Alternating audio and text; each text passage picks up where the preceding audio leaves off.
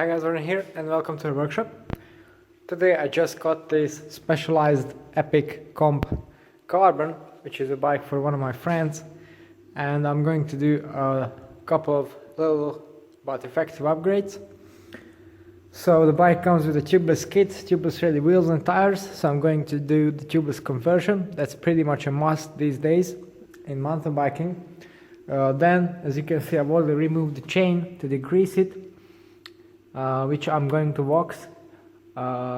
Then, finally, I also wanted a dropper post, so I'm going to fit a RockShox Reverb Stealth 125mm, which I have here, and also I'm going to fit some Xtr Pedals. The bike itself, it's a 2019 model already. It doesn't come with super high-end spec, but you get basically the full carbon frame, which is adorned with this beautiful paint job. It's a very thin layer of dark blue with carbon weave visible underneath, so yeah, it looks pretty damn cool. And I think this bike, it's priced pretty well if you compare it to other brands. It's not the best value out there, but not too bad either, because the frame set is an absolute marvel. I have one myself over there, although that's the S-Works version. And yeah, I reckon that this bike is going to be a pretty good option if you want to do some upgrades later on. It's definitely a good step into the Epic family. Okay, so let's not waste any more time and get the build going.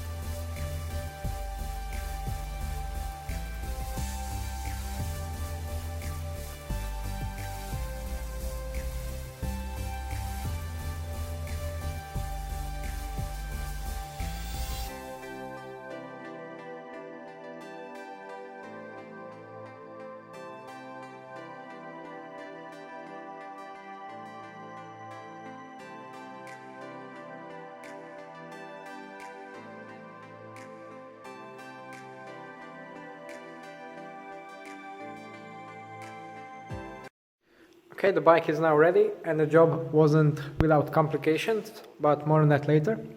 So the first thing I've done, I've took the tires, pulled the tubes out, put the valves in, the tape is already in place, added some sealant, pumped them up, they seated for the first time, no air loss so far, so that's good.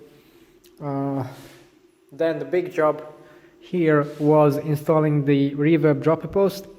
This is the Stealth version, internally routed with the 1x lever, so this one sits nicely on a matchmaker clamp and it's pretty much exactly the same shape as a front Mac lever, so it's pretty neat.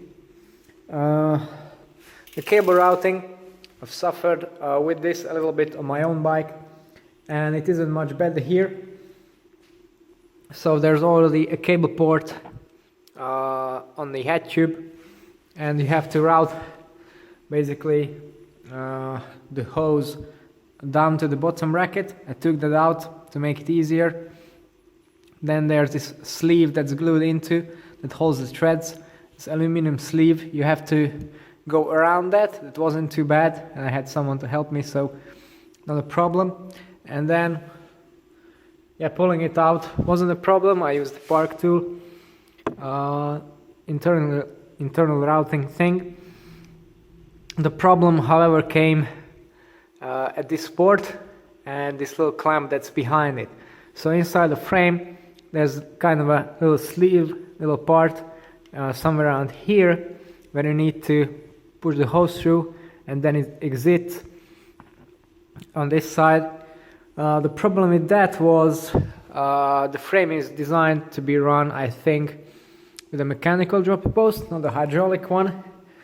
And of course the shift housing is only around 4 millimeters in diameter, while the hose is 5, so it won't really fit in there. So again, same as with the 3T, I had to come out with the drill and the file to make the opening a little bit larger. And same for this little sleeve. I already put some foam tubing down there so it doesn't rattle. And actually this took me quite a long time. I reckon routing the hose took me around an hour, maybe a bit more, with these modifications. So that's more basically than the rest of the build. But I finally got it going, and it's pretty neat now. I'll put one more of these cable clamps on. So yeah, it looks pretty neat. The bleed process itself takes around 5 minutes, so super quick with the included bleed kit, so no big deal. As you can see, this is pretty much the maximum extension. This will need to be set up, of course, for the owner. And yeah, this is the 125mm drop. I don't think there's more necessary for this type of bike.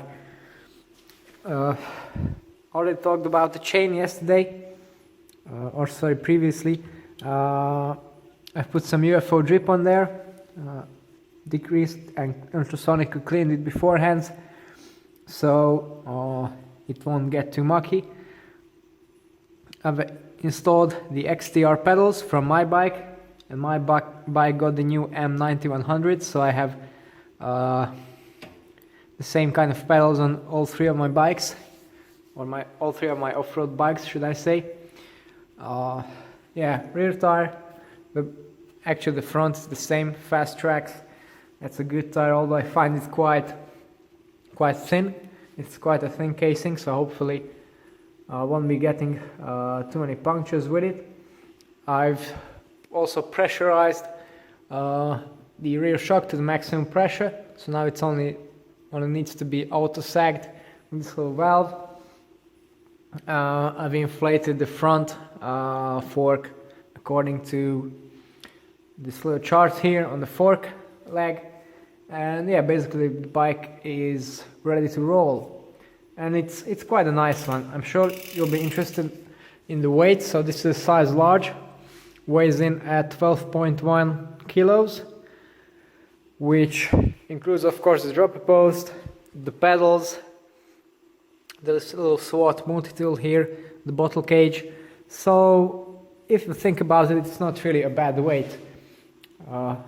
Although, of course, with super light parts like there are on mine, you can go down to 10 kilos basically, but still, if you don't want to race, then it's a pretty good setup, and a chunk of weight could be saved by some easy upgrades like adding foam grips or a carbon bar. I've also adjusted the bar position a little bit.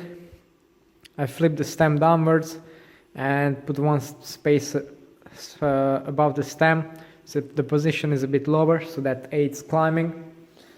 And yeah, that's pretty much all I had to do. The shifting was set up perfectly. The brakes needed a bit of alignment, but other than that, pretty much ready to go from the box. So yeah, Already talked about the paint job, but still I really like that. You can see it in this angle. It's really nice. And the whole bike just looks cool. So yeah, 2019 Epic Comp. This is the base carbon model, but very upgradable indeed. Okay, if you want to know more about the other bikes that I work on, or perhaps my own bikes, then don't forget to tune into the channel and subscribe. It's all for today. Thanks for watching and see you next time.